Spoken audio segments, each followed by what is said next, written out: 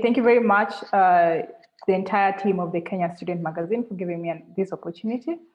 Like you've heard, my name is Dr. Owino. I am the Managing Director for LACAB at LACAB. LACAB is an innovation space located in Kisumu. We were the first hub outside Nairobi, and we've been in existence for 5 years now. We're actually heading to our 6th year. I am an entrepreneur. I like to refer to myself as a tech entrepreneur because my background is in software engineering, but then I have, been tossed into the world of entrepreneurship, and I'll come to that in a few minutes. Today, so I got a call from the Kenya Students Magazine to come talk about my entrepreneurship journey, or rather, just give students pointers on how they can, start building their entrepreneurship journey. I started this journey at the age of 19. That is when I built my first startup, and I managed to raise funds for it. So I was a student when I started. I was actually first year when I started, and I have not turned back since. I have combined both technology and entrepreneurship. So, and that brings me to my topic. I think it's a very long topic, but you'll get the hang of it. You'll understand why I gave it a very long, made it a very long topic. So my topic is, let me just read it. Not every student will become an entrepreneur, but they will someday need to think like one. So the audience is, when I talked to Esther earlier, asked who's the audience, and she said students. And I'm pretty sure not everyone will be an entrepreneur here, but I'm pretty sure that everyone along the way, you'll need to think like one. So my talk today is just centered around how do you create an entrepreneurship mindset, right from the university, right in college, from college. What we've been taught is go to college, work hard, get to a nice university, and then get a nice corporate job. I call that what do you call it? A formula for failure. Working hard, getting to a university, and getting a corporate job. You will all agree with me that we have some very smart people out here who are very frustrated because they've not been able to get a job, right? We have brilliant minds who've worked hard from high school. They've gotten into good universities. They've done very amazing courses. They don't have jobs. And this is not going to change anytime soon. And do you know why? Because there are robots and artificial intelligence that is changing the way the corporate works. Sooner or later, we will not be needing to, the corporate world will not need to hire more people. We will not need to hire more people. It is changing. That's the new normal in the corporate world. So I think starting now to think like an entrepreneur is a very important thing. So for me, I have a few notes. I don't have a presentation. I just put down a few things that I want to mention. So I think it's time for us to rewrite the new rules. Because the old rules were go to college, work hard, go to college, get a job. It's clearly not working. It's not going to change anytime soon. So what new rules do we need to create? How do you start thinking like an entrepreneur? I'll get right into it. I'll start by saying, start embracing design thinking. How do you embrace design thinking? By start creating structures. So whatever problem you want to solve, I know we've been told, and just jump into it, get into it. Structure is very important. So many times we've heard, I've said it before, and we've heard young people saying, I don't like structures, I don't need structures. Design thinking is very important. You need to be able to articulate what you're saying. And that means creating structures, creating processes for it, right? The other thing that is very, very important for me during this process. How, I mean, the other thing that is very important when you embracing the culture of entrepreneurship is you need to have a mindset of a self-starter. You cannot be. I think the host muted me by mistake. Am I supposed to be on mute? I am unmuted. Actually, we can hear you. All right. Okay, so you need to start embracing the attitude of a self-starter, you know. And I mean, sometimes I know things like when I start telling you, embrace design thinking and be a self-starter. You're thinking, how do I practically do this, Dorcas? It's fancy, it's cute to say that. It's nice to tell people I am a design thinker and I am a self-starter, but please break it down to me. How did you become a design thinker and how did you become a self-starter? I think there are four, actually around 3 points that I would like to, mention, and three, four.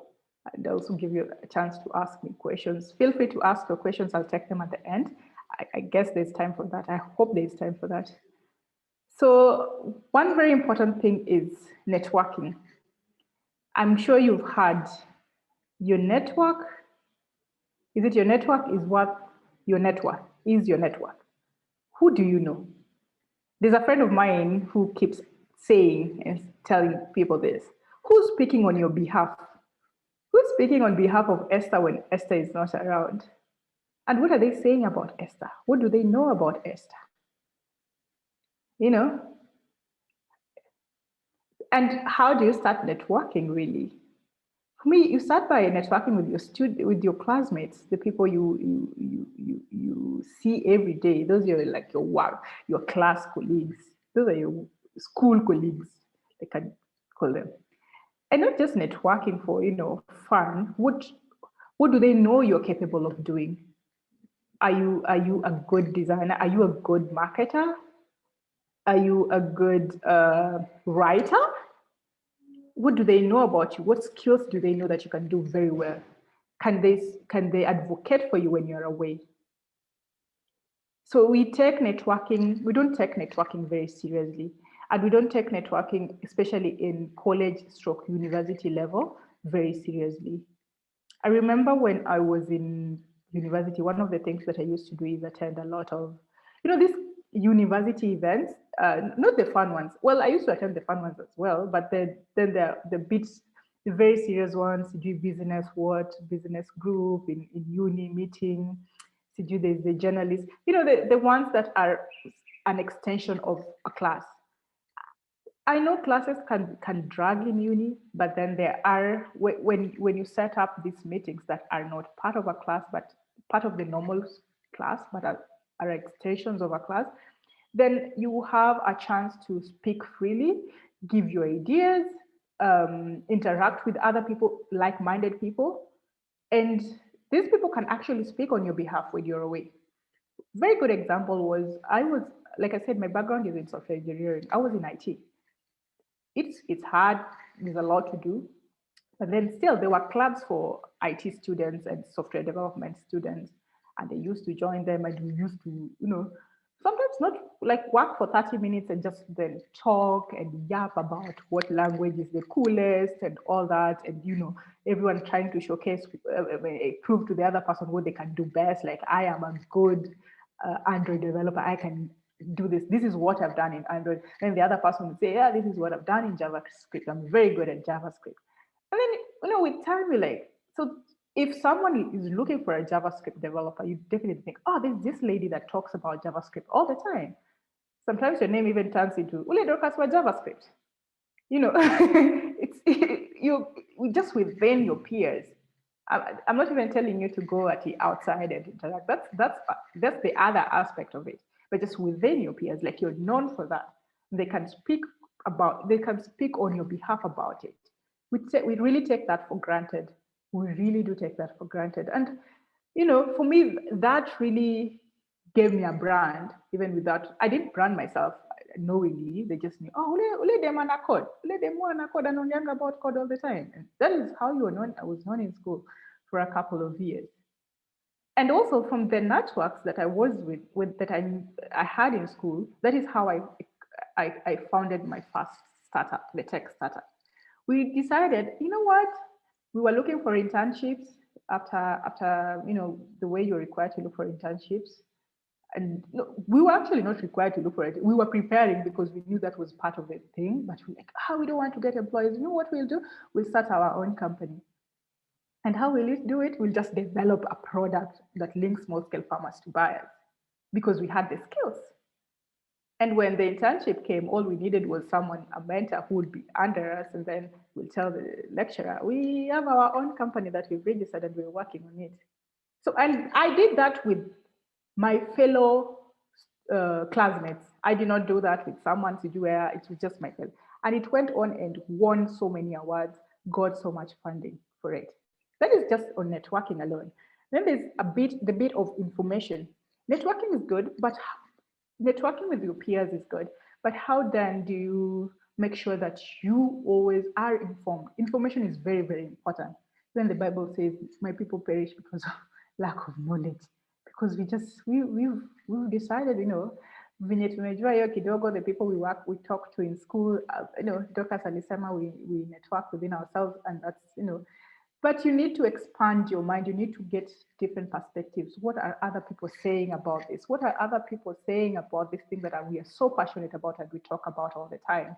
And for me, that was, I moved from, not I moved, like I extended my networks to attending tech events outside school. So that was, if say Oracle is organizing an event, then I'll definitely be there. There was a time I used to attend events from Monday to Friday. Mpaka mtu akaniuliza, kwani wewe unakuanga events manager? You're always at this event. And you know what happened? It's funny, but I started seeing, at some point, there are faces that you keep seeing, and you become sort of friends. They start asking, it's because when you're at an event, they will ask, Dorcas, what do you do?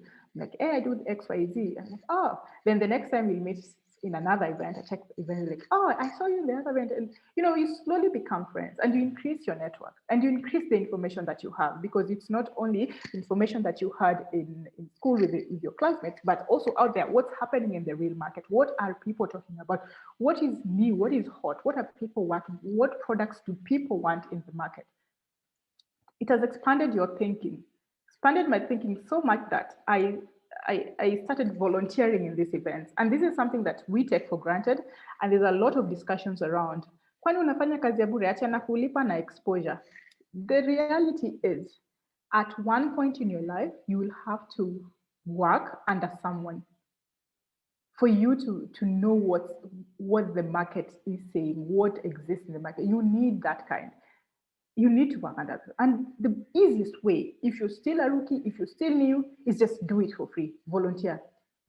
Just because you want to learn. Go with that in mind. Because if you're going there and saying, if someone comes into me and says, Doctors, I want to learn from you. Let me just work under you so that I see how this thing is done. And mentally you've given yourself time, and I'm gonna do this thing for 3 months. After 3 months, then I bounce because I need pay. But if you're going there and saying, wacha tu nifanye kazi alafu Dorcas ataona venye atanilipa siku moja. I mean, that's where unaanza hata hawalipi watu nini. But because yourself, you've not set up the structures. Remember when I was saying you need to think as an entrepreneur, design thinking, first part, you need to have a structure for what you're going to do. I'm going to work under this person for this long, and then after that, move and do. If they're not able to pay me, move. I'm going to move to this company because this is a skill that the other organization wants, or this is a skill that I'll need to build my product. I need to know how this thing is done. And for me, my volunteering was not like, it wasn't fancy, it wasn't pretty. I remember so many times I folded t-shirts in events because they were giving out t-shirts. I gave out tags, I was registering attendees like, hey, this person is getting in. And for some people it was like, unaamka asubuhi kwenda whatever place you're going to, na wakupei fare na unaenda kusign jina za watu na unapea watu t-shirts. What they did not know is when I was giving out t-shirts, I had to talk to these people because I wasn't just going to give them t-shirts and keep quiet. They're like, hi, I'm writing your name. I'm like, hey, Mr. So-and-so, it's good to see you at this event. Um, uh, I hope you're comfortable. If you need anything, you can reach out to me. And, we create a rapport, and it's always easier to reach out to them. Even during now networking, the conference will start which it will break at some point for a tea break or a lunch break. That's the point. You're like, hi, Mr. So-and-so, Mr. So, are you enjoying your event? Do you need anything? What do you do? I do this. My name is Dorcas. I'm a student at this. I'm a software developer. I'm very passionate about this. And you'll get to talk and you network because he had seen you when he was coming in and you wrote his name and gave him the tag and gave him the t-shirt. That was my way of networking, and people were thinking, napeana tu t-shirt. With time, I had enough networks within me. I had good network. So when I wanted to start something, it was easier for me. When I moved to Kisumu, I was in Nairobi then. When I moved to Kisumu and I was starting Lakeup, and we needed people to support a few activities. We're like, I remember I met this CEO somewhere. Let me just reach out to him and introduce myself and tell him, I met you at an Oracle event. And we talked a bit, and now I have moved to Kisumu, and we have Lakeup, and this is the program we want to run. Like, yeah, I remember you. That's really good. From giving t-shirts to now running this event, it's a process. Now that's, I have talked about networking. I've talked about, this is still networking, but also getting information what exists. When I was in this event, I was also, talking to these people. They were telling me, we were talking about what exists in the market, how hubs are run. I was meeting other hub owners. I was meeting hub managers, like different people. And these are information I was gathering so that when I finally want to do something, what I wanted to do, then I have enough information. Then you quickly realize that you have networks, you have information, but then you need someone to guide you. And still, it goes under mentorship. Sometimes it's very awkward when someone comes to me and tells me, Dorcas, I want you to mentor me. Because I'm like, yeah. So then it's a good thing, but I don't know how to start. I barely even know you. I don't, like, Esther comes and says, Dorcas, I want you to mentor me. I'm like, yeah, well, I'd love to admit, but who is Esther? What does Esther do? What about Esther that needs that, Esther can, I can give, or Esther can learn from me, or, what is that? How can I guide Esther? The only way is, the way I do it, I'm always, even now, I see someone that I want to learn from, I'll just be around them, find ways of being around them, find ways of telling them, oh yeah, I'm right now, like, I'm writing this proposal, it's very good. What do you think? What do you think of this angle? What if I approach it in this angle? And they're like, no, don't do this. Or do you have a minute to look at this? Do you have a minute to come to this event? Just find a way of involving myself around them and just being around them. And then slowly they will be guiding me. And it comes out sort of naturally, even though in your mind you kind of created it to be that way. You wanted it to be that way. So mentorship is very important. Find mentors that will work with you through the process, because everything that you want to do, someone has done it, or someone has thought about it, or someone has done something similar to that. And instead of starting from a very clean state and making mistakes that other people had made, I'd rather you learn from other people's mistakes and allow other people to guide you. Then don't be afraid to build, and just take the risk and build it. Do it. Just do it. When after networking, getting the right information, and now you want. There's a thing that happens, and I get it a lot at Lakeup. Someone come and say, I have this amazing idea and I want to do X, Y, Z. So I need you guys to link me up with who can give me money to take my idea to the next level. Most of the times we will not link you up with the person that is going to give you money. Most of the times they're not going to give you money either. And this is why we want to see that you've done something and you have proven the concept, because chances of people giving money for ideas are very slim, next to zero. So what I usually tell people, young people that come to me and come to Lakeup, is your idea is not bad. I can't say it's amazing either, but you know what you need to do? What's the least amount of resources? Because if you're really passionate about, you'll find the least amount of resources that you can use to create a prototype or test the market with, and come to me and say, Doctor, you know what? This is the idea I have. And you know, I don't have a lot right now. I had X number of resources. Resources can be money, materials, or whatever. This is the with the materials I had, the resources I had, this is what I've created. And you know who is using this product? 5 of my classmates are, or even 10 people are using. And for me to go to the next level, I want to increase it to maybe 20 people using this product. I need your support to get it to the next. I'm like, yeah, he's tested the market, he's done this, there's some need for this. Then we can start talking. But if you come with an idea, and however wonderful your idea is, chances of someone putting money into it will be very slim. So always, always, always try and have a prototype. Build, take a risk. You have to take a risk for your product. It's very unfair to you not risking anything in your business idea and then expecting a place like Lake Up or even KSM to put money and all the risk in it. You have to prove that you've taken the risk, and by putting your money and resources in it, then you'll end up show I'm betting on this product. I just want one more person to believe in me and give me the boost that I need to move to the next level.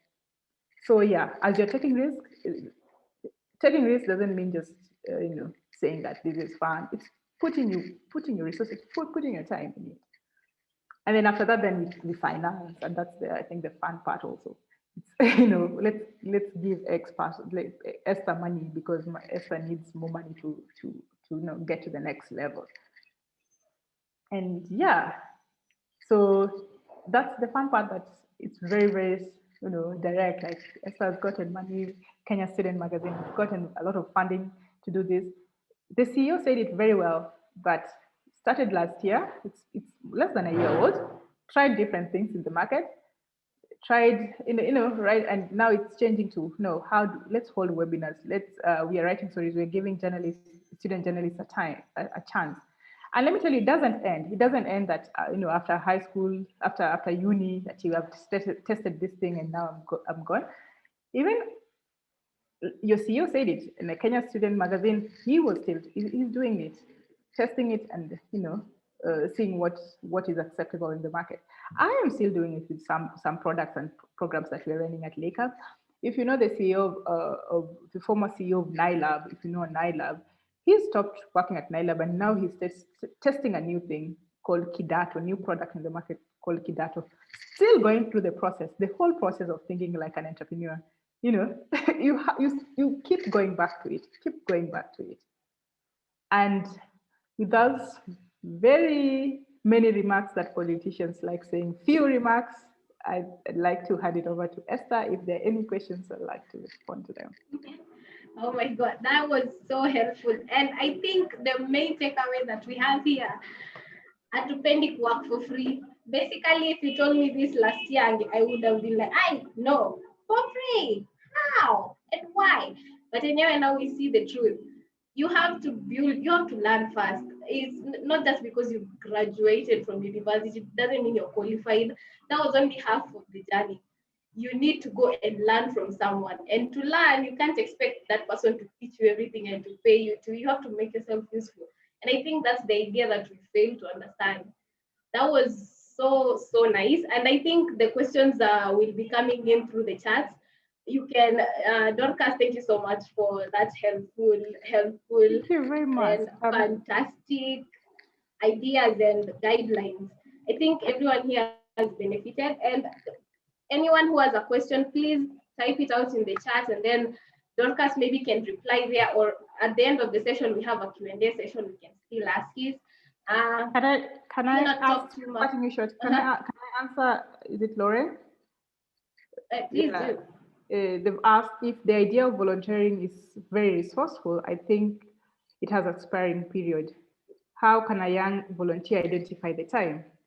I think I said this. If you know what you need to learn, you know that if the things that you as a young entrepreneur need to learn, and you in your head how long it takes you to grasp things.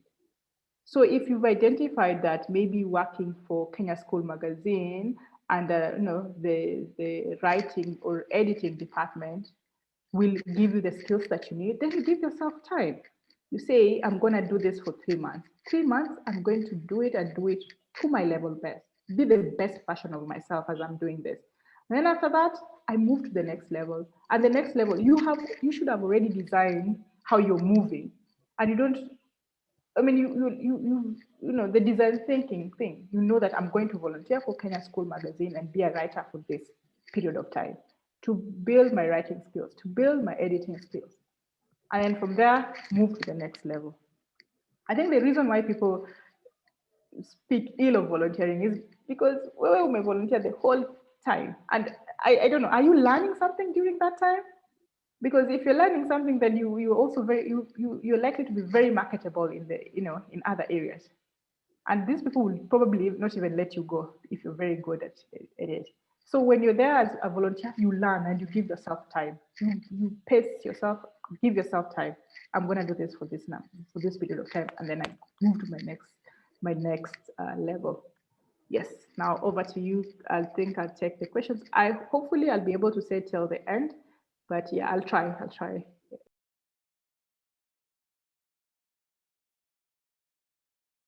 Thank you very much, Dorcas, for that brilliant, presentation, and I hope we will continue well.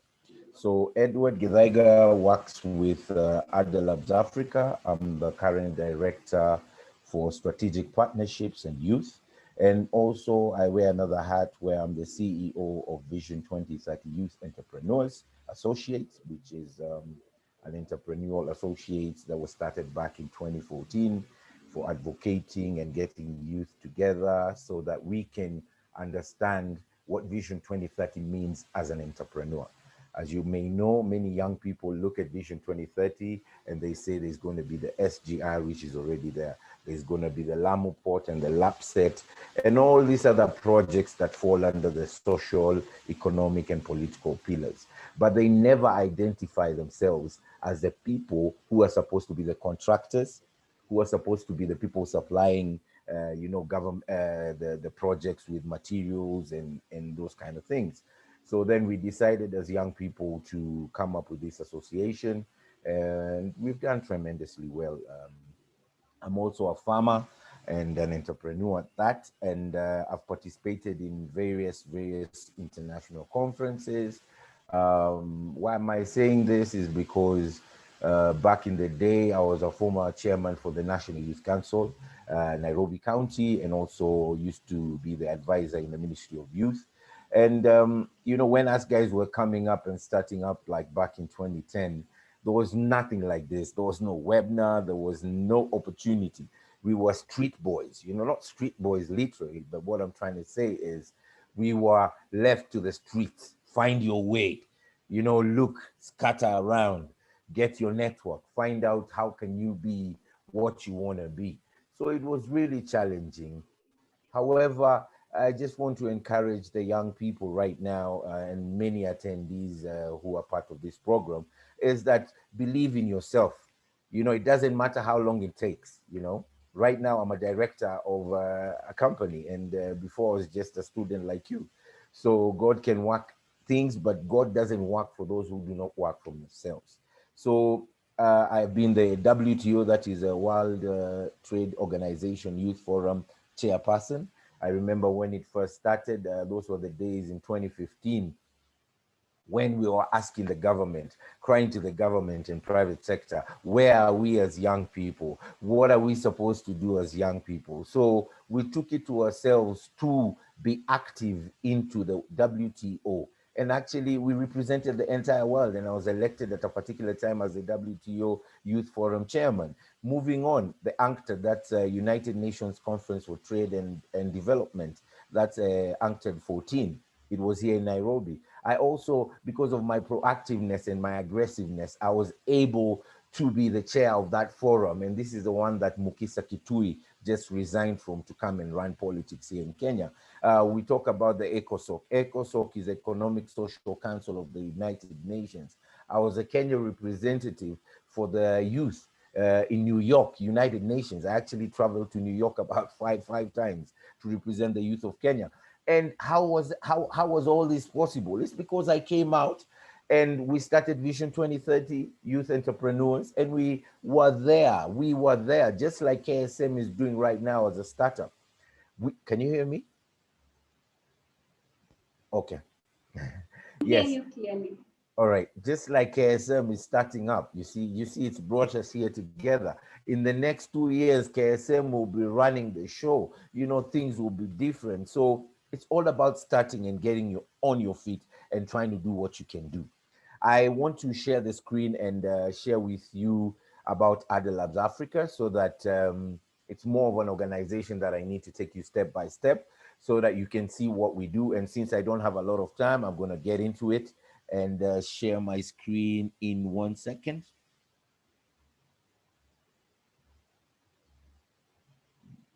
There you go. Labs is an AI blockchain technology lab.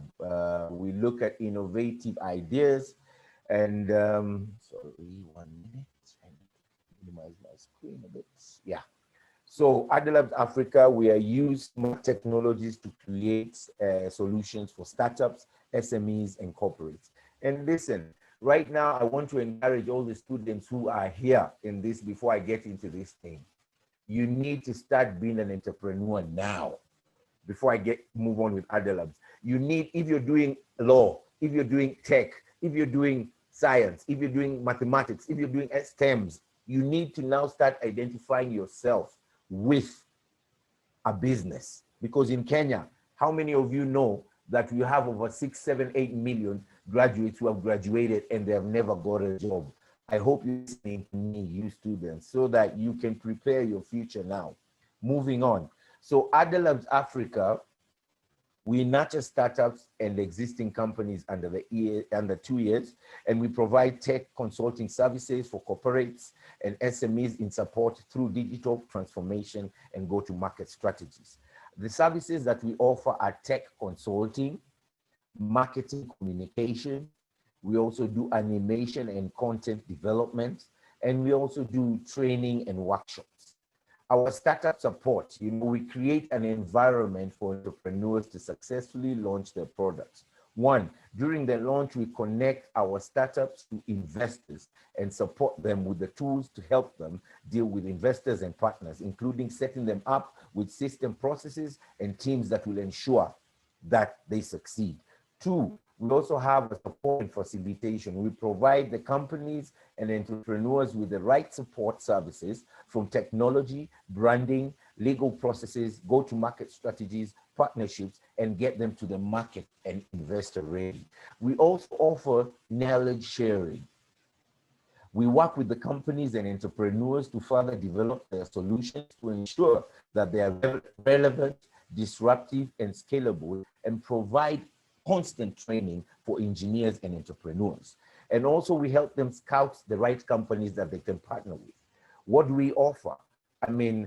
By developing tailor-made structures, networks, and partnerships and knowledge and resources, we ensure that our companies have the best chances to succeed using smart technologies. So therefore, we provide, one, the infrastructure. This is the working space. You need to visit Ada Labs. It's beautiful. We have 2 floors. We're based in Westlands. And we have 2 beautiful floors where we have good working space, and we offer them the tools. Secondly, we offer them technical expertise and the initial seed funding. And then we also offer networking and access to partners and universities, among other institutions. We also offer training, mentorship, and coaching and other strategies. We have a hybrid incubator, which is we offer a dynamic ecosystem to innovate, nurture, launch, and scale the solutions. One, during our selection criteria, we look at the viability with the potential to grow and scale. Secondly, we look at the entrepreneurial characteristics and ability to execute. That's for the individual, just like Dorcas was talking about.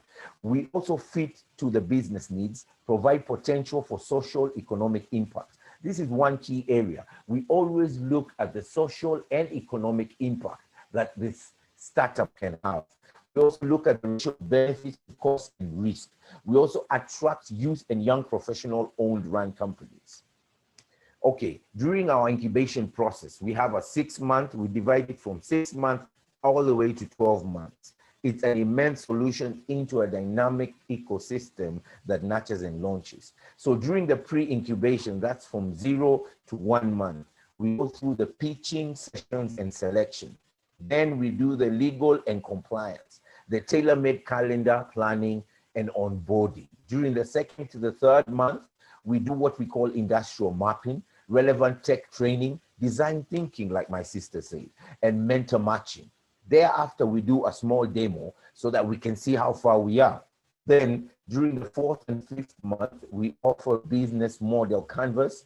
We do building the tech team, the tech team around the startup, validate the initial technology, leadership training. We believe a lot in, apart from making entrepreneurs and making money, we need to make leaders so that they can be able to lead.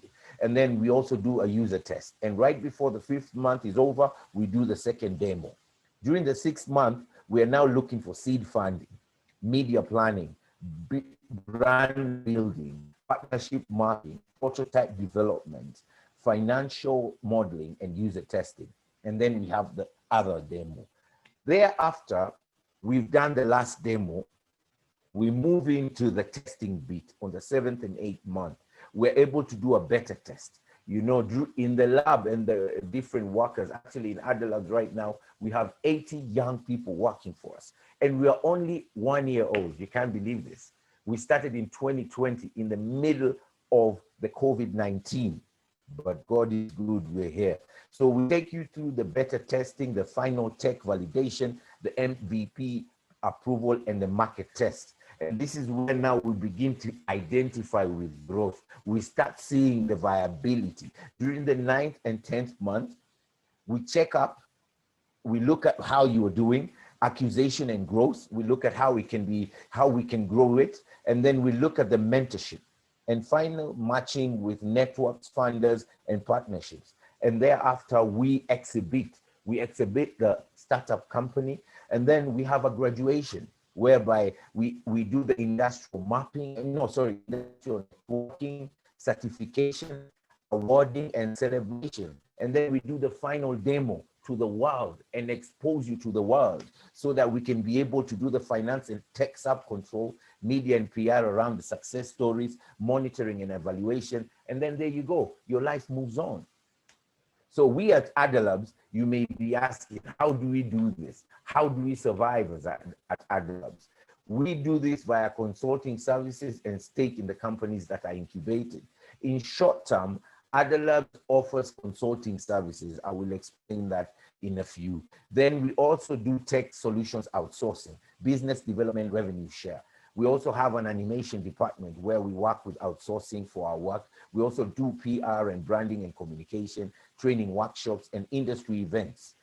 For our long-term sustainability, we do long-term revenue model, which is based on the success of the incubated startup, where Ada Lab maintains a 5% to 20%, depending on the equity stake for already existing companies, and a minimum of 15% for newly incubated companies with a predetermined exit after the ROI threshold has been reached. This means that once we've achieved and the company has grown, we leave the company and we leave it to you 100%.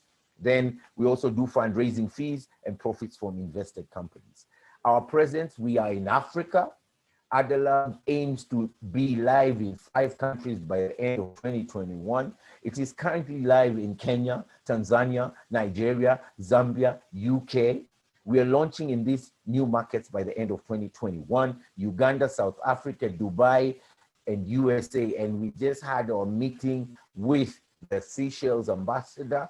They got us and they said they would like us to start also in Seychelles. Moving on.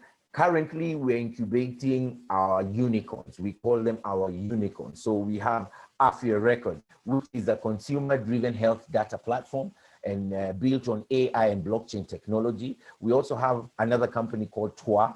TWA is a knowledge-sharing mentorship platform for women and girls built to connect women communities with relevant digital tools. We are trying to get our sisters away from Instagram where they just show their bodies and all that, and there's no profit.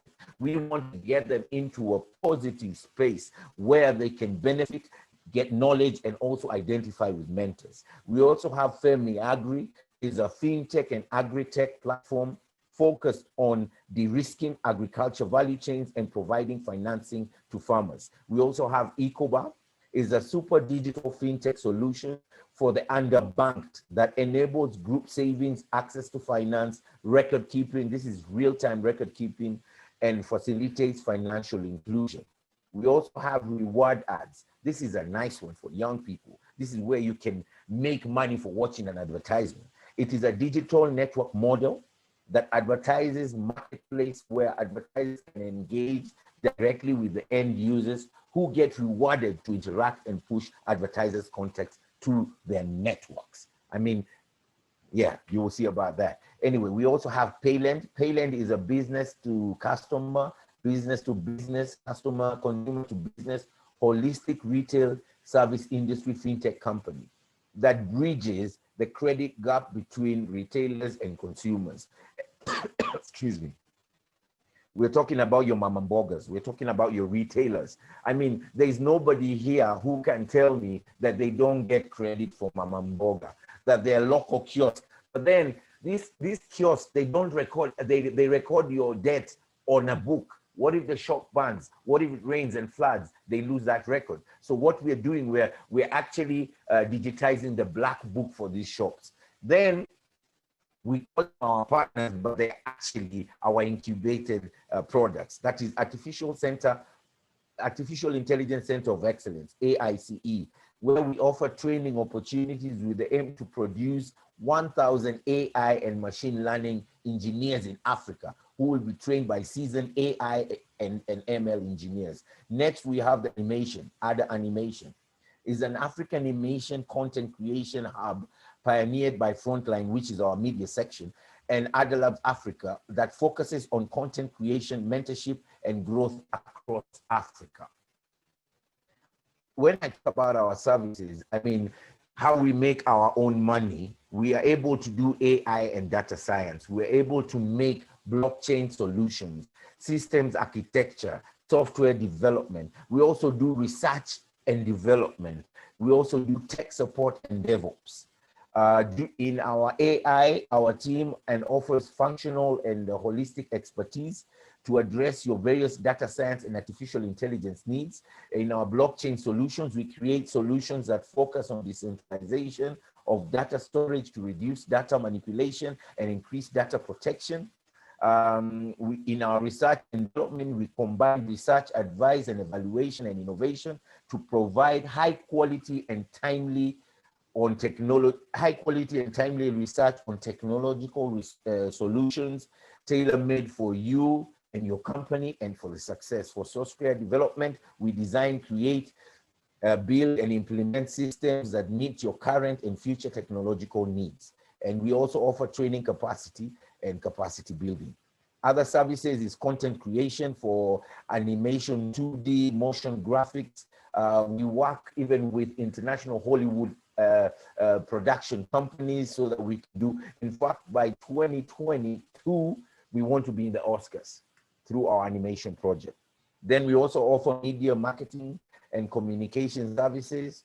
Yeah, that's about it. That's about it for Ada Labs. And I shall share this with you all so that you can be able to find us. And where can you find Ada Labs Africa? You can find Ada Labs Africa at the Pavilion in Westlands, Nairobi County. And you can find us at www.adalabsafrica.com and adalabsglobal.com. And our Instagram page is Ada Labs Africa, Facebook Ada Labs Africa, Twitter is at Ada Labs Africa, and LinkedIn is at Ada Labs Africa. That's about it for Ada Labs. Just a small other presentation for you before we go to the next part, but I don't know whether I have enough time. Edward, I think that's all the time that we have. But That's fine. did That's you fine did with you me. did you want to maybe finishing remarks from you? Yes, finishing remarks is this is, I'm talking to the students as well and the people who are here. As you all know, COVID is affecting us so much, and wait, just a minute. Yeah, COVID is affecting us so much, and as you all know, health is something that we've come to understand is very important to us. So at Ada Labs, we came up with something called the AFIA record, and you can find us at www.afiarecord.com. And in this space is where we give the opportunity to offer digital health services for you as students, and also mental health services through telemental health.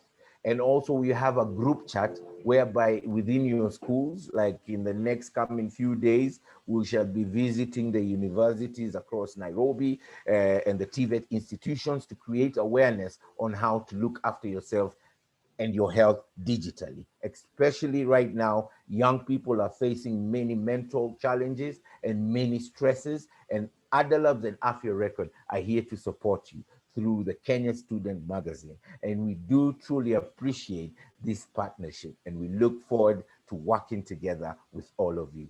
Thank you for listening, and God bless you. Oh, thank you so much, Edward. That was so enlightening, and I know everyone here has benefited. And actually, you can just answer one question from the Yes. audience. How do other labs do their recruitment? All right. Right now, whenever we're going to do a call out, we normally do a call out. Yeah, we advertise big time. We say, hey, like the companies I just took you through after record, and them like, we did a call out, and people, these are young people who came to our lab and said and pitched and said that, hey, I have this idea for after record. This is what I'm thinking. And we were like, okay, can you explain a bit more? And we took them, they pitched to us and they explained to us what it was about. And here we are. We took them in because we have the facilities, we have the tools and equipment in our lab. We're able to run it. And one last thing I want to say is this: we believe in the African dream. We have to all believe in our African dream. The reason why Facebook is rich is because they came with solutions that were solving the Western issues of communication. Here in Africa, we need to look at our problems and find tech solutions to bring us together. I hope I tried to answer that. Thank you. Oh, thank you so much. And just to stress on the AFIA record point, Yes. with Corona and everything and being stuck at home, we all need mental health. We all need mental support. Maybe you have an issue that you can't talk about. You need someone to talk to. This is where this app comes in. It's called Afia Record, and I think it's very important because right now we are all stuck at home, or either you leave your house every day for work, and you're scared to even step out of your door because of a virus you cannot see, but it threatens your life. And I think that's very complicated, and people need to talk about it, but they lack the safe spaces to do so. I think Afia Record can help many people to do that. And at the chat you'll find the link for the Afia Record app that we posted. And thank you so much. And I can honestly say I think everyone here has benefited from learning about other labs. And even the Bible says, if only you look, if you look, you'll find. And I think now we know there are people, if you come up with an idea that's innovative enough or that solves a social problem, there are people who can help you, that can incubate you and bring your dream to life. I think other labs can do that. And I think a lot of people, I can honestly say before we started planning this event, I didn't know about other labs. But now I know. If you have a project that you think will solve a social issue, or you think is innovative, now you know who to talk to, yeah? It's our link up. So our Thank you third so much. speaker, thank you, Edward. Our third speaker is actually a success story.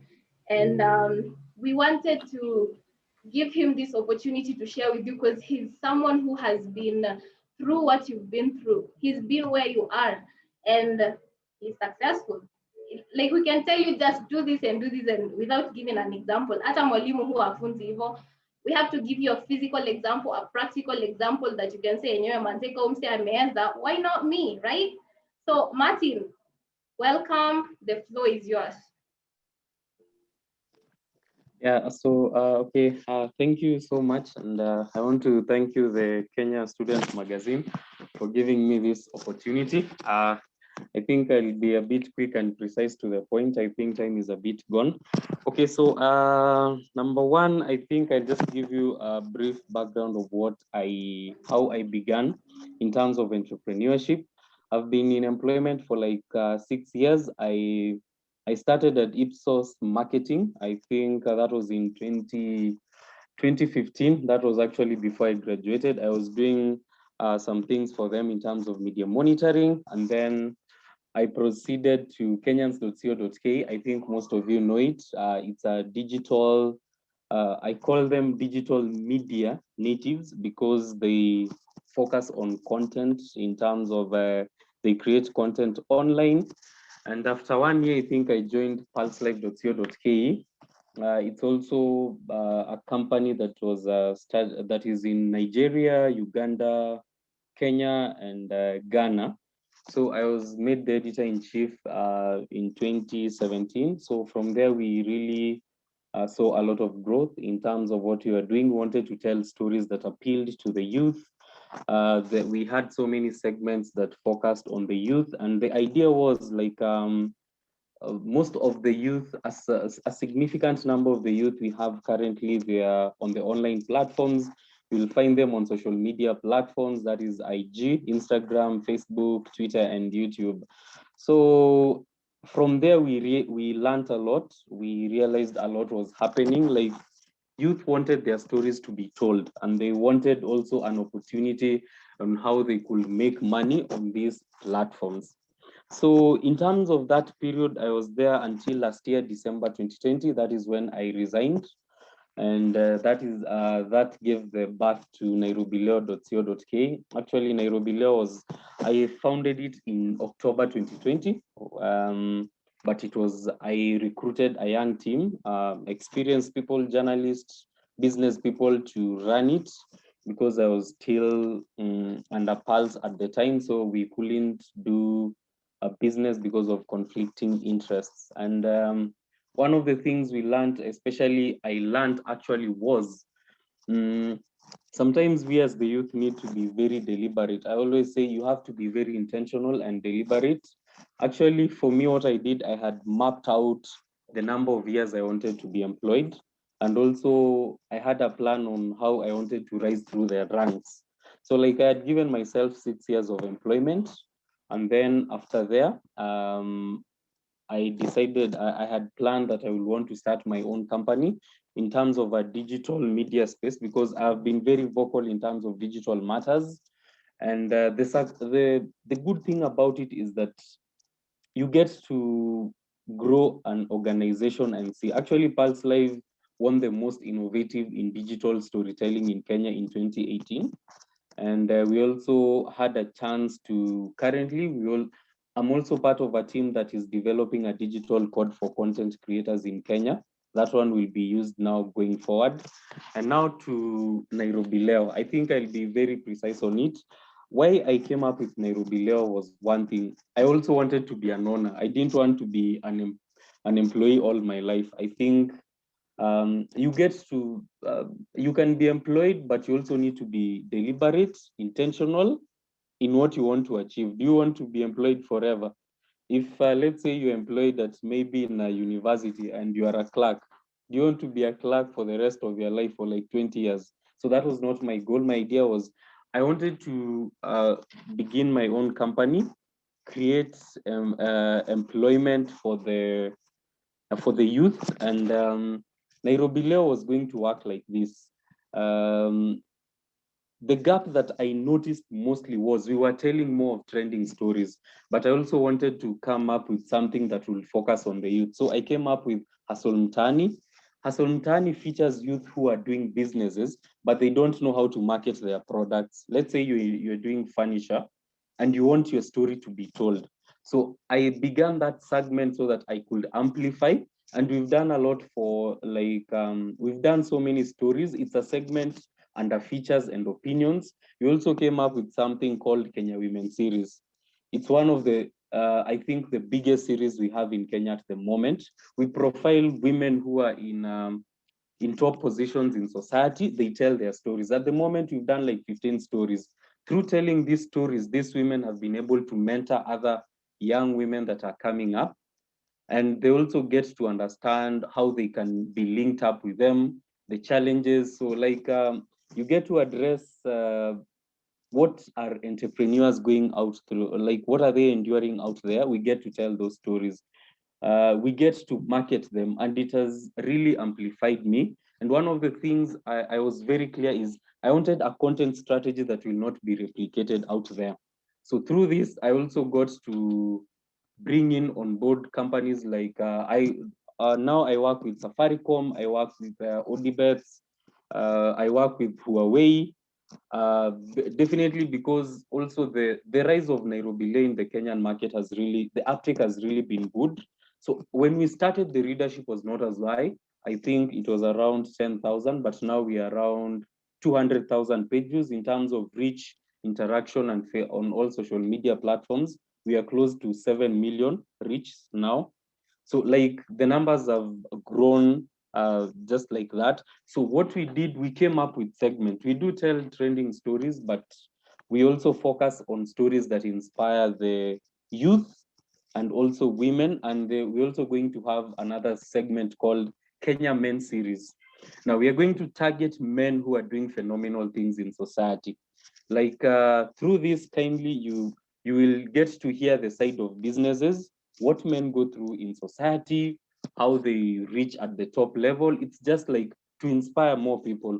We also want to inject a lot of positivity in life. I think there's too much dullness at the moment. We are having the pandemic. We have, I think also the economy is not doing as well. So we also wanted to tell different stories. So like, let me go through some of the questions I see here. Can you touch on the starting capital? Okay, fine. The starting capital, I won't lie to you. In terms of creating a good website and a proper content management system, I think it cost me around 150,000 when I was starting. Because you also need a good website. You also need to do, you also need to come up with meta tags and keywords and all that. But once now you begin to do good content creation, you need to understand Google comes on board. Google will start paying you for your content based on the readership. You'll also have in the market now, we have companies that do programmatic advertising like Eskimi. You also have others that reach out to you. And as you tell these stories, there are things we call native advertising. People come on board. And if you're creating content that is accurate and factual, trust me, you will find out, you will like entice more people to it, and you will find advertisers so that you can retain. And one of the things I need to mention is when you start like a digital website and in terms of what you want to do, you need to have a content strategy, and number two, a business strategy. A business strategy involves how are you going to monetize that content that you're pushing out. So I think that is very important. And the content, it means don't do what everyone else is doing. Everyone is telling the usual stories. Yes, you can have a segment for that, but have really important segments in the website. If you go today at Nairobi Leo, on the opinion section, you'll not find Kenya Women Series anywhere. Like it's a segment I partnered with people and we've been working on it. Hustle Mtani, you'll not find it anywhere, because I realized so many youths were reaching out to my website and they were like, I have this, I would like to tell people I'm selling this. So when I created that segment, it was just meant to empower people. And to be honest, I think it has empowered a lot of guys. And that is what I intend to keep on doing, and also partnering with different organizations in the country. I think that is all, unless there's specific questions that you guys would like me to answer. Okay, let me check again. I think another question that was directed to you was yes. what was the motivation behind starting Nairobi Leo, and what gap was the company targeting? So number one, the motivations behind starting Nairobi Leo was one. When I worked at Pulse Live, I realized they came up with a lot of strategies that worked. Like Pulse Live became known in Kenya. You could see them doing lives. I was behind the strategy and pushing and working on a lot of things. But I realized I was just a mere employee. You see, that is what I think we tend to forget. You can be in a top position, you are the boss and you are earning, okay, but to me, I didn't want to be employed forever. To be honest, that has always been my motivation. I wanted first to take a break from employment, and that's what I did in December. Actually, from January now, I began to focus on my company. Number two, one of the gaps I also realized I wanted to start Nairobi Leo was I wanted to tell inspirational stories of other people, not the success stories of the usual companies, corporates we see. I wanted to focus on youth and women because I noticed these guys had stories to tell, but they lacked the forum. Like people hit my, they send me emails on Nairobi, Leo, I'm doing this. Can you kindly help me highlight? So once I verify you have a true story, that was it. And another thing I also felt it was time I created employment and also like helped the youth within. So what I did, I recruited a team of young guys and trust me, they've done a good job. In terms of what they do, I respect them. I'm just the overall boss running things, but I have a team that is really working behind the scenes to see, to ensure what is happening there is of good quality and of good content. So I think that was the motivation. And I always say this, keep on networking. In my time at Pulse Kenyans, I've always networked and created contacts, both with government agencies and also with the people outside there. Those are the people that bring business to you. Like, to me, that is what I believe in. Network, be intentional, and also you should work with timelines. If you are employed somewhere, for how long do you want to be employed?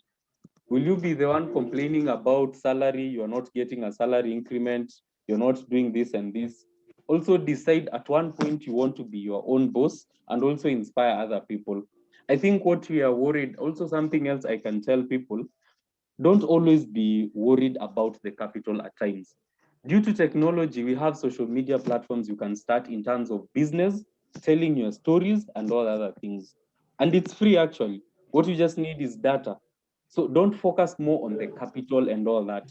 As you grow, you will learn the other avenues and people will come on board. You will realize people are writing emails to you. How can we partner with you? I want to advertise on this.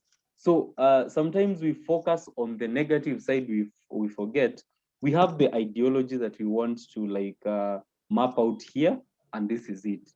So like that is it. And also maybe just to tell you, Aga Khan University, if you're really, especially for the students who are interested in pursuing digital things, digital communication, Aga Khan offers scholarships. They offered me and I'm finishing my MA. So that is something you could consider in future. And they really do very well in terms of equipping you with the skills you want. And also Google partners with people like, we're in partnership with Google, Facebook. I can always help where you feel you need to be interlinked to these people. I think there are so many opportunities there. It's just a matter of starting, especially for guys who want to try business.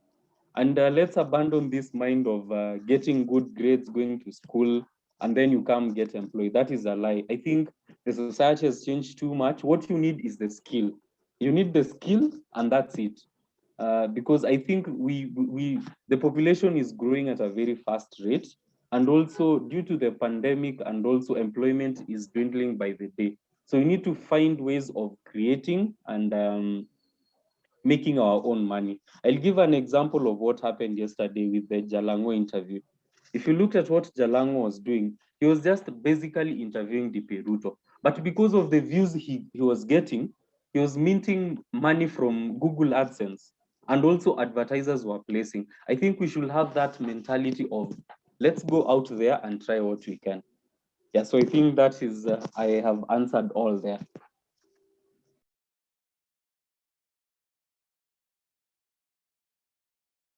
To have been invited for this forum and to share some of the tips regarding the entrepreneur journey and making of an entrepreneur. And I think it is very good to hear from the panelists and the speakers who have spoken before. And thank you to the organizers of this forum, Simon, Esther, and the rest of the team. Thank you very much for bringing, participants and people together to learn more on how we can improve on ourselves and how we can make the society a good place to stay. The Student Magazine, thank you very much for this opportunity. And also thank you to the former speakers who have done their presentations, wonderful stories and wonderful inspiration to hear, right from Dorcas to Edward to Martin and everybody else who have spoken. Good thing about speaking as almost the last person is that my content has actually been covered about 70%. So my work would be very easy, just to create more emphasis on what has been mentioned by the people who have spoken. And my name is Peter Kariuki, as you have heard, and I work with a brand called PMC Estates. We are a property management company. Actually, PMC Estates basically means property management company. Currently, we are based in Nairobi, but looking forward to expanding to the rest of the region. And maybe briefly, I can mention on what we focus on. What solutions do we offer as a property management company? We do property letting, property management, and property sale. That is, the solutions we provide. And we are a young company. I think we are still at the startup level, but we have run a lot. We have done this for many years. And the PMC is a young brand, and this is our third year, actually. But by God's grace, we are growing very fast. And therefore, it is a humble this afternoon to do a presentation regarding the entrepreneurship journey. And I think the audience is the right people to hear the stories that have been given, because entrepreneurship is a calling. It has to come from within. It is not a forced thing. If you force it, then you get wrong on it. It doesn't work. It has to come from within. And I think today, allow me to just run. I have a presentation, Esther. I hope I'm able to do a sharing so that those who are able to check on their screen, they're able to read through and also take some notes. So I'll be taking through. Let me share a screen. Right. Thank you very much. The entrepreneurship, the entrepreneur journey, and I think I'll just go straight to my presentation. I have the next few minutes, about 20 minutes. I'm hoping I'll spend my time very well. So sorry if I stopped sharing, but now I can share it again. Yeah, and our theme for this webinar is youth and entrepreneurship and the making of an entrepreneur.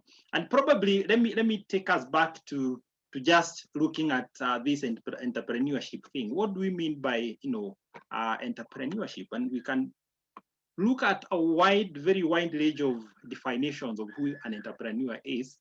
But I've picked a few of them. And the first one is bearing uncertainty at risk, because going into entrepreneurship sometimes is filled with a lot of uncertainty and risk. It is risk taking because you don't know what will happen tomorrow. That is entrepreneurship. Competent management, finding and exploiting opportunities in the society or opportunities, in the business environment. So those are some of few definitions of entrepreneurship. Also self-employment, it means, you have created a platform or a system whereby the system can employ you and also extend that to other members of the society. You can also create an employment. It also means new business activity. It means you have started a new venture. So what does it take for an entrepreneurship journey? Or that person or that student who is listening this afternoon, or anybody probably who is aspiring to be an entrepreneur? What does it take to be an entrepreneur? And allow me for the next few minutes to take you through, what is the process like? Because it has to be planned. It has to be deliberate. As one of the speakers said, you have to be deliberate on your actions to be an entrepreneur. It is not something that just drops, from anywhere and comes into you. And number one, we are talking about gestation. Now, at this level, this is someone who is a potential entrepreneur. And probably within our audience, we have people who aspire to be entrepreneurs. So they are potential entrepreneurs. And what happens at the gestation level when someone is aspiring to become an entrepreneur is you start developing entrepreneurship skills. What are some of those skills that you would need in this entrepreneurship journey?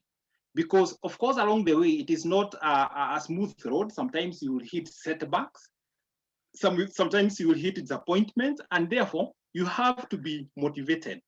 You have to be inspired. You have to shift your mind. You have to have a mindset which is preparing you for the entrepreneurship journey. And what we say is, as you're preparing yourself through this entrepreneurship journey, identify a problem to solve. Anytime, anything that you want to venture into, make sure that you have identified a problem in the society that your venture or your new business will solve. So what is that thing that you want to solve in the society? Because don't just being an entrepreneur, don't just start things for the sake of, saying that I'm an entrepreneur, I'm self-employed. Also make a business plan, create solutions to the society, come up with a vision. Where do you want to go? Where does your idea want to take you? And therefore, that aspect of the gestation period of a potential entrepreneur is very, very, very, very important. And stage number 2 is a startup, or what we are calling a nascent entrepreneur. At this stage, this is someone now who is ready to start a new venture. And here we are talking about minimum viable product, because you have to enter into the market and do some testing of your product. You have also to think about funding, the seed capital, because again, for you to start a new venture, you have got to have some seed capital, some resources to help you run with your vision. And this is very key. As Martin mentioned, he spent about 150,000. But the question you would also ask is how was Martin able to come up with this 150,000 to come up with to formalize or to start to kickstart his idea? And some of the ways you can come up with the seed capital is through savings. You can also get it from family and friends. You can also sell an asset, probably something you had bought and you can sell. The other about equity, and I think this Edward Gedaiga mentioned about it, whereby someone comes on board and you join hands and they get a shareholding of the company or of your venture. The other one could be joint venture or alone. Again, looking at the dynamics of what do you need to qualify for alone. So the other one is networking, and I think Dorcas mentioned this, and she spoke very well about it, networking, and she mentioned about your network is your net worth, because you have to take your product, you have to think about who is my key target group, who is my target market. You have to be deliberate, you have to do a lot of pitching, you have to do presentations, because people need to be aware about your solution. What solutions are you offering in society? Because the people you pitch to, the network that you engage in, those are the people that will bring you customers. Those are the people that will be customers to your business. And then deepening the industry market knowledge. As you think of starting up, you have to learn. You have to do research. The industry that you want to engage in, I'm sure when Dorcas was giving out t-shirts, she was learning. That is deepening the industry and the market knowledge. You have to be deliberate. You have to understand the market that you want to engage into, be it IT, be it manufacturing, be it the real estate. You have to have a better understanding of where all the industry that you want to venture into. Stage number 3 is what we are calling early development. And this is a new business. Now you are ready, you are set, you can enter the market, you can start off, and this requires market entry. It also requires leadership management, because as an entrepreneur, you are the vision bearer, you are the vision carrier, you lead, you show the direction, and therefore leadership management is very key. And therefore, as you grow, I'm sure you're also thinking of how can I bring on board a team who can buy into your vision so that you can move along with the team. You have to lead the team. You have to have a lot of confidence. You know what you stand for. What is your product standing for in the marketplace or in the business world? And then you have also to do a lot of networking. When you are doing market entry, you have to talk to a lot of people, either your colleagues or family friends, or you even your friends or new engagement. And then you have to keep on track on the financial health. You have to keep monitoring. Yes, this is how much I'm pumping into my idea. I'm starting off this idea. How am I performing in terms of financial health? And this is what we call, management. Even boils down to doing management accounts every month. Monitor your business, monitor how you're performing, so that you're able to identify where do you focus more, where do you give more energy to focus on, so that you're able to move along very well. And then stage number 4 is growth and maturity. Now you have entered the market, you are an established venture, and what should be coming in your mind is business expansion. Because I'm sure no entrepreneur want to start a shop, and then for the next 5, 10, 20 years, they are still in the same shop. Then it means there is no growth. An entrepreneur is someone who is supposed to think about business expansion. How do I grow my venture? How do I bring on board another team? How do I create employment? Because an entrepreneur is someone who is supposed to have a great impact in the society. And some of the ways of creating that impact is through providing employment. Because not all of us, are gifted to be entrepreneurs, and therefore others are gifted in along the career line. And we have successful stories of people who have done well in their careers. Then leadership management also comes here very, very, very key, because you have to manage the processes, you have to manage the structures, you have to do a lot of automation. Nowadays, actually, if you look at the business, there is no business that is not doing automation, because gone are the days where a business would only depend on human intervention. A lot of automation and technology is required. And then the other thing for you to have to be an established business, or to grow or to expand, is you have to forge strategic partnerships, strategic alliances. Which are these existing other businesses in the marketplace that you can complement? You can give them value, and they can give you value. Because if you create strategic partnerships, then it means you're growing, you're expanding your network.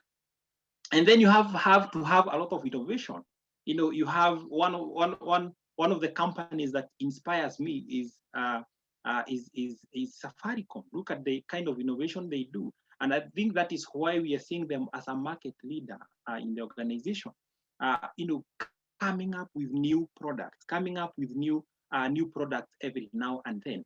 Now, initially, like looking at even the lending, initially someone who would have been listed on CRB, probably they will not qualify for a loan. But Safaricom came up with a way.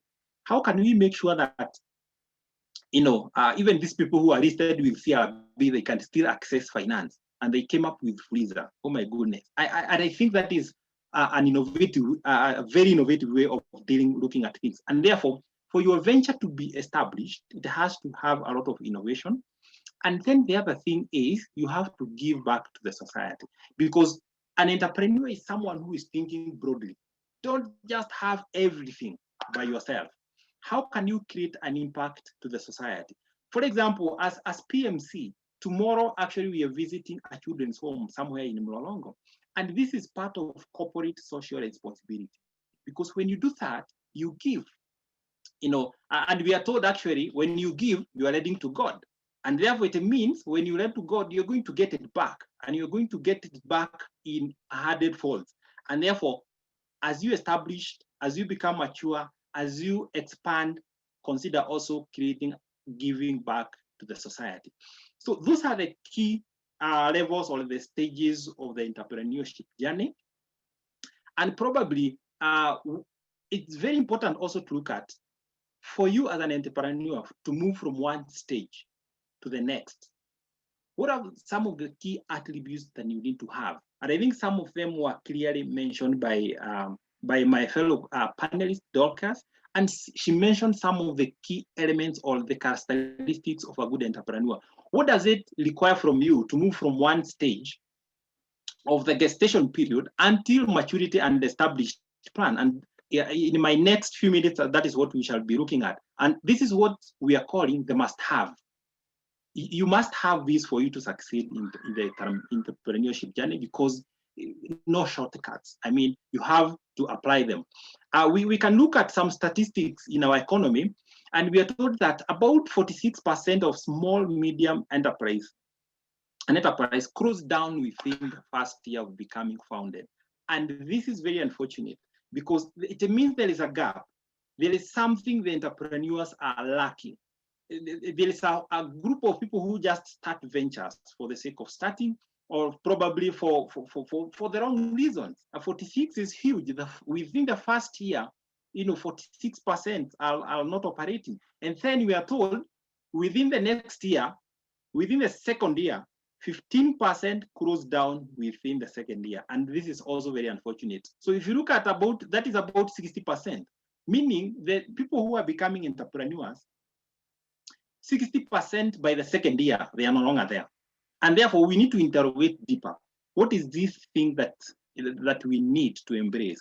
What are some of these things that we need to do so that we're able to survive the first, the second, the fifth, and even the 10th year? And one of the reasons why these SMEs are not surviving by the second year is not solving for a large enough need of their market. Because this is someone who had not identified what is the need that I need to solve in the society. What is the problem that I'm providing a solution for in the society? Then reason number 2 is lack of understanding of their customer needs. It is also very important to understand the needs of your customer so that you're able to meet them. And that is entrepreneurship. Then number 3, we are told we need to invest more on research and market needs. Your target market, what do they need? What solutions do you need them to offer? And I think that is also very key in the entrepreneurship journey. So why entrepreneurship? According to CBK data, that is in 2017, we are told that about 35% of the Kenya's economy is controlled by the SME, the small medium enterprise. And these are the entrepreneurship. And that is why this conversation of thinking entrepreneurship at the early stages is very important. It's very, very, very, very key. And therefore, one of the things that we need to embrace as an entrepreneurship, so that we're able to move from one level, one stage to the last stage, from the first stage to the fourth stage, is that we should have a clear sense of direction. And have a vision. Where do you want to go? We are told that if you don't have a vision, if you take any road will take you anywhere. But from the word go, have a clearly defined vision. And then have a mission. How do you want to go there? What is the route that you want to take? And then number 3, under a clear sense of direction, is very important, is values. What defines you as an organization? The venture you are creating, how do you do your business? What defines you? When someone sees PMC estate, when someone sees Lake Hub, what comes to their mind? And that is the culture. Very, very important. Number 2, before I go to number 2, we are told that make your vision so clear that your fears become irrelevant. Because when you have a clear direction, the fears that you have will become irrelevant. And you're not going to have distractions along the way. Number 2 is what we call passion. And what is passion? We are told, love what you do.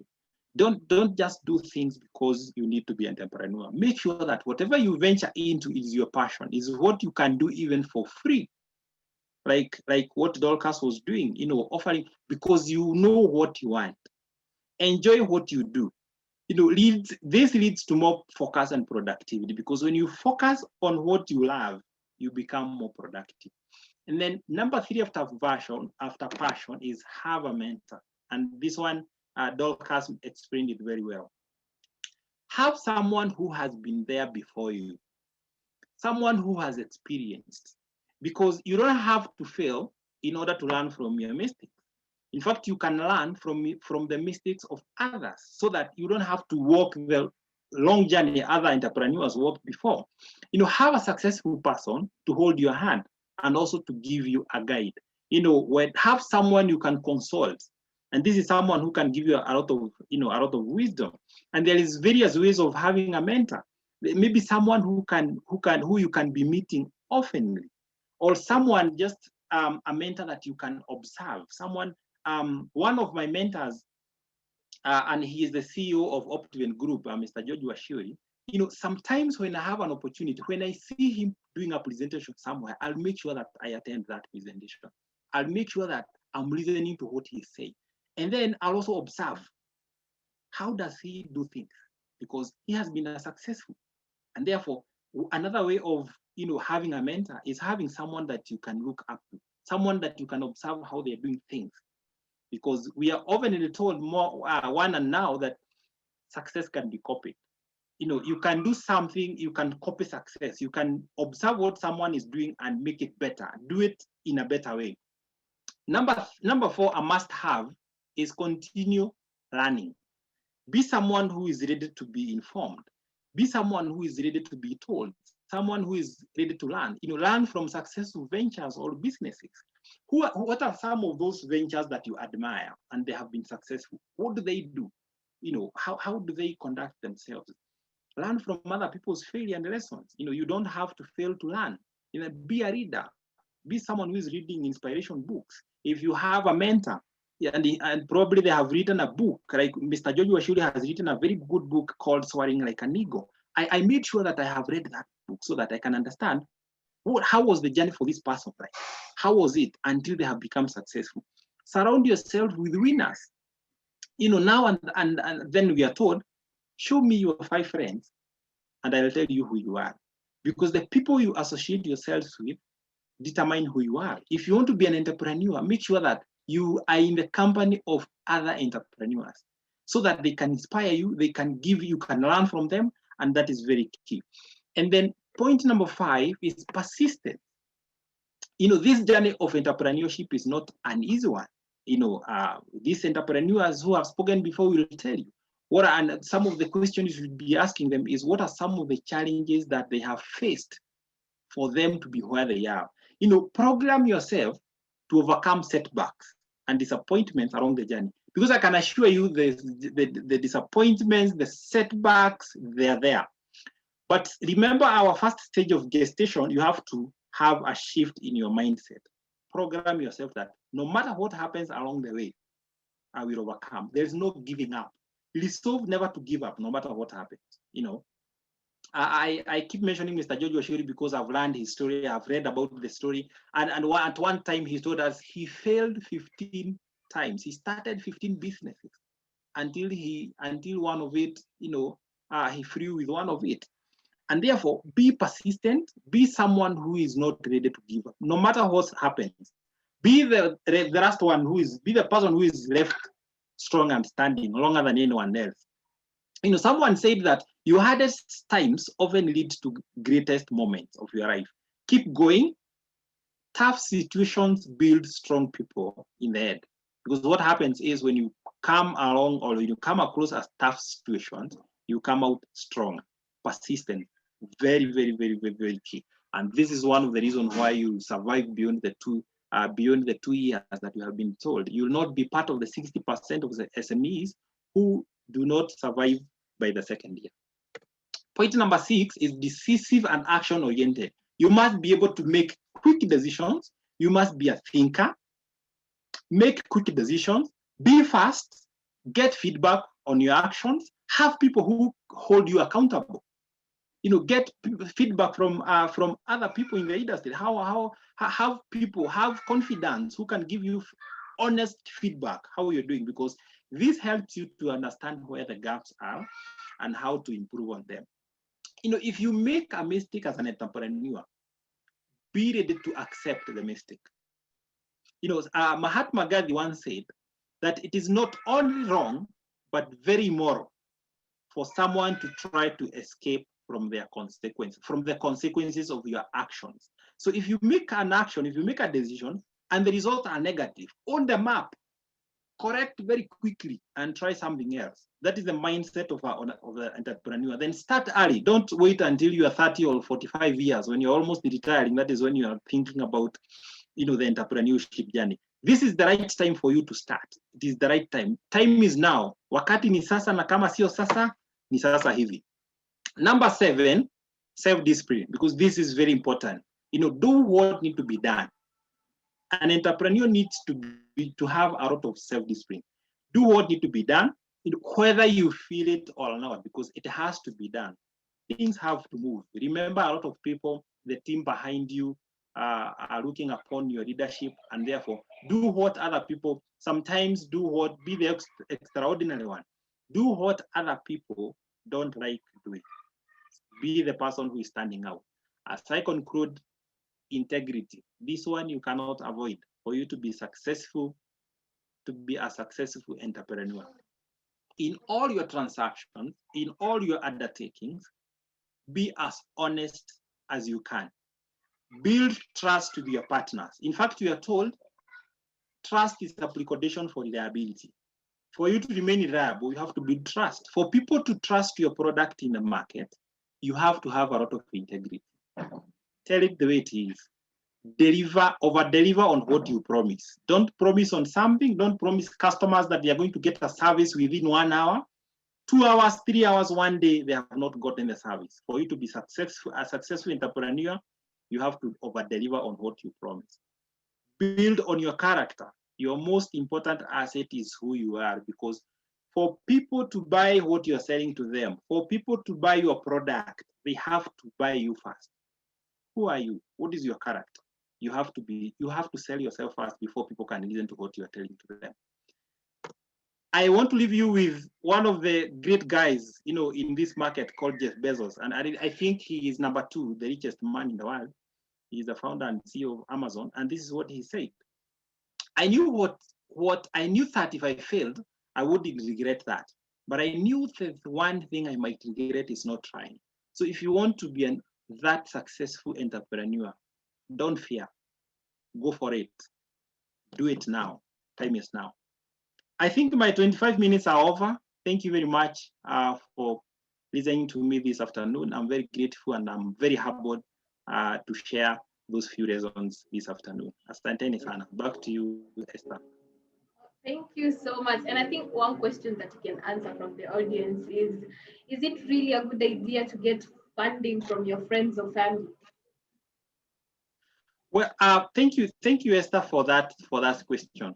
Good thing about it is, look at the honesty and the integrity we have mentioned. If you're an honest person, it is a good idea, because most likely your family member will not charge you interest, and therefore it may be free money that you're going to enjoy, and therefore don't shy away from it, but be a person of principles. When you borrow from your family member or from your friend, make sure that you return that money. Because if you don't return it, that is the end of it. So, and therefore, it is, I recommend, it is one of the best ways of getting seed capital. Another question that we have here is, what does it take to get into the real estate business? Good question. Real estate industry is one of the most dynamic and the most interesting industry in this economy of ours, in this Kenya of ours. Very good, very interesting. But again, remember we said passion. Don't get into real estate because other people are doing it. Do it because you love it. You can offer solutions in it. And there are so many ways of starting in the real estate industry, because one aspect of it, like what we do, when we were starting, we didn't require so much seed capital. For a reason being, we don't have to have stock, because the work we do is agency. Property management, letting, property sale is purely agents, and therefore we didn't have to have a lot of capital for us to buy stock. Our stock is the service we offer to the customer, and therefore, which is very, very critical. And therefore, it depends with what route you want to venture in, where you want to start, buying land, subdividing, and all that, or whether you want to offer service like PMC does. Thank you, Esther.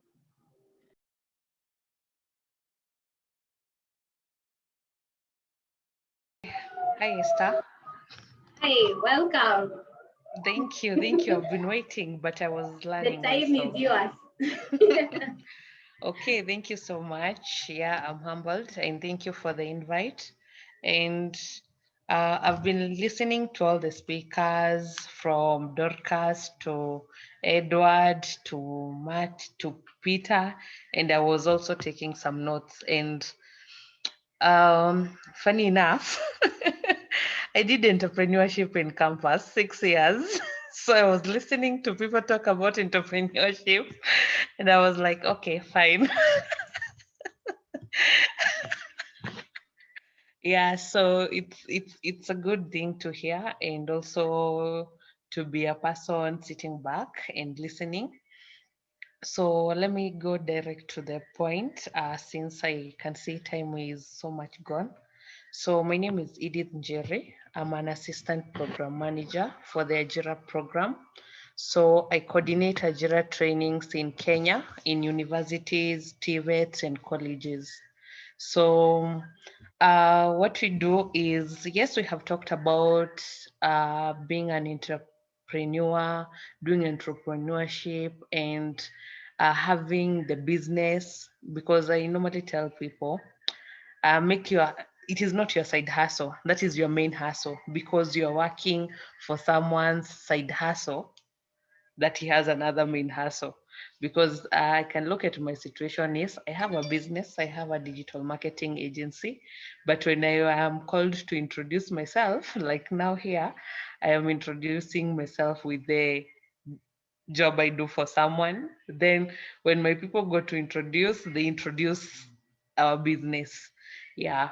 So when I was listening, I was like, okay, we have talked about businesses, starting businesses. Where do they start, get capital? And there was this person who was asking, is it good to get funding? Is it from your parents? From funding from family? Yeah, I have seen in friends. Yes, it works.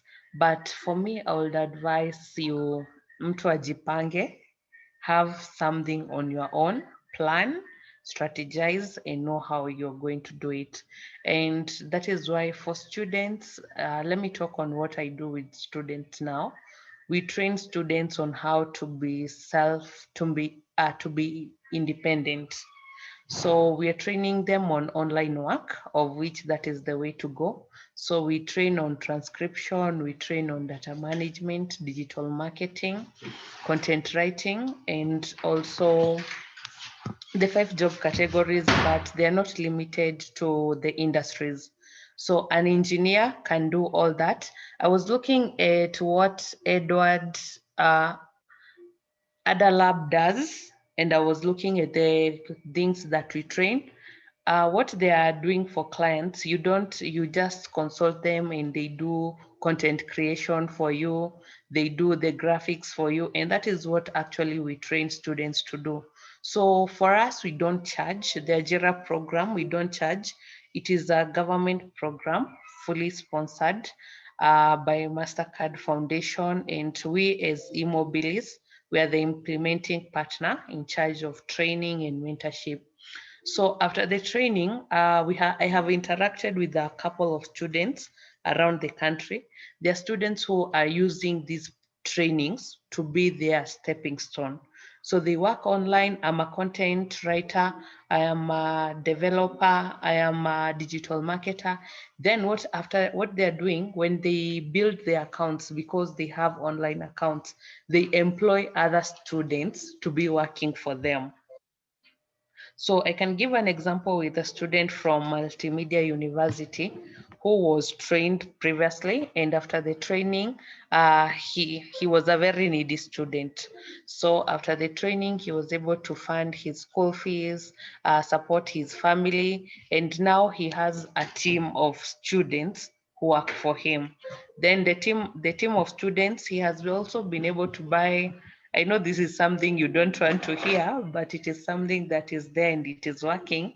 He has been able to buy some do this, then they are operating there around the school. uko kwa village kwenye watu wanahitaji nduthi, and when you look at him, he acts like a boss because he's a boss. So we are training students on how can you uphold your dignity, how can you be able to sponsor yourself when you're a student.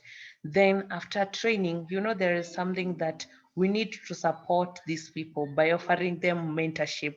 I was listening at Dorcas when she was saying that people tell me I'm their mentor and I don't know what I'm doing with that.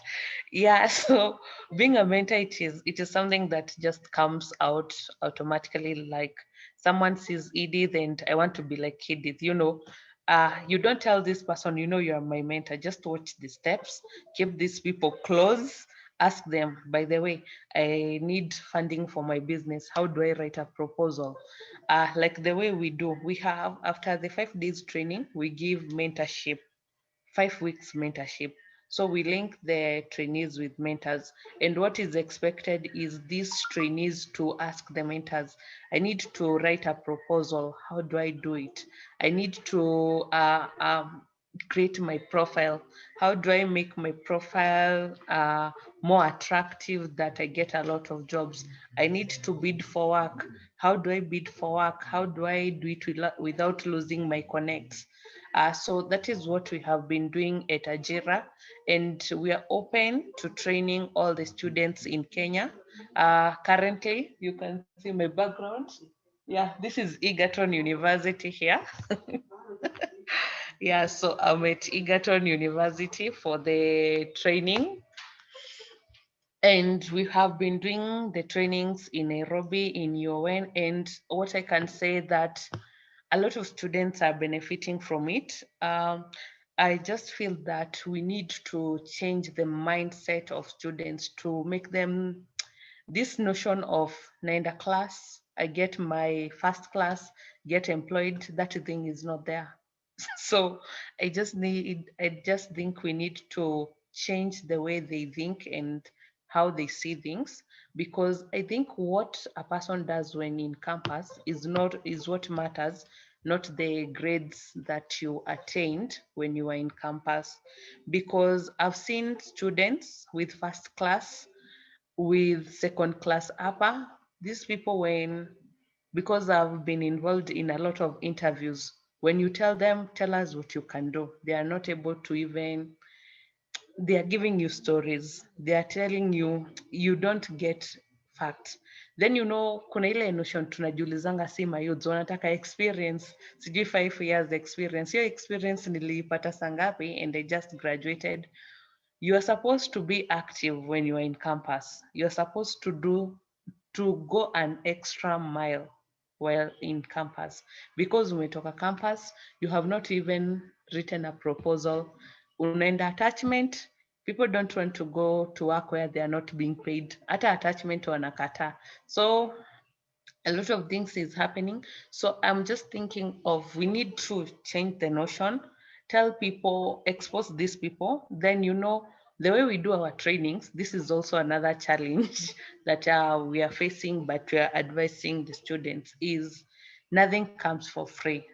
We are training people 2 days virtual trainings.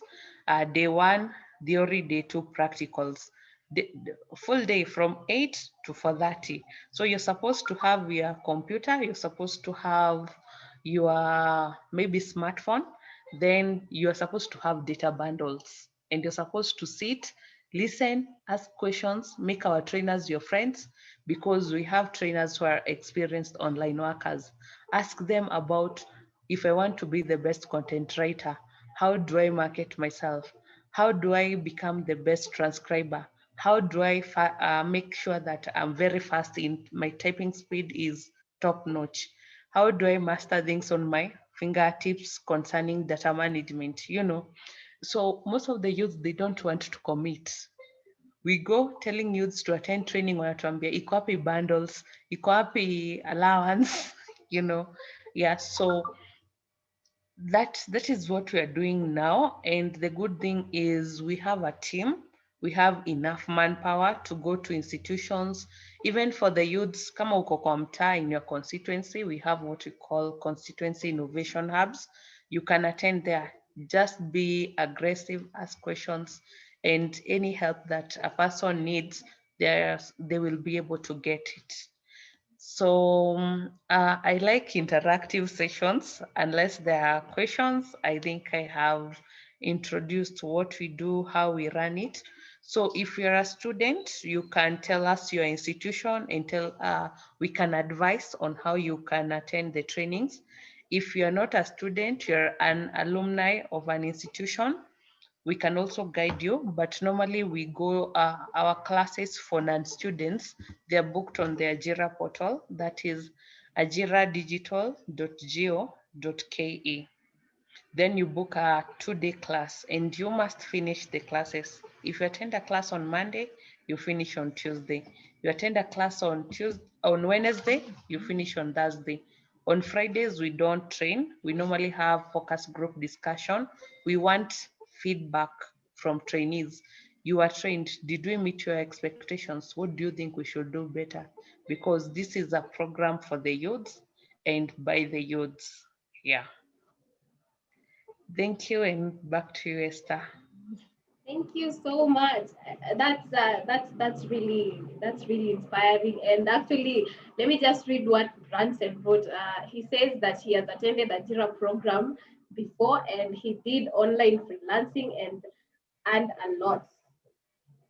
So I think your work is already speaking for itself. And I actually like the part where you said non-students can also go to your website, because I'm a non-student, so I feel like, oh yeah, sure, I can qualify too. But at least students have known, and sasa nobody can say that they don't know anything, that they don't have a way to earn. There are actually people are ready to train you and for free. All you have to do is, and I think everyone these days has a smartphone, and getting data bundles. There are these offers by Safaricom and Airtel and whatnot, and getting data bundles to attend a class cannot be that hard. And it's an investment. If you attend those 2 classes and after that you can be able to earn and make money that you couldn't make before, I don't think that's a win-win situation. Thank you so much.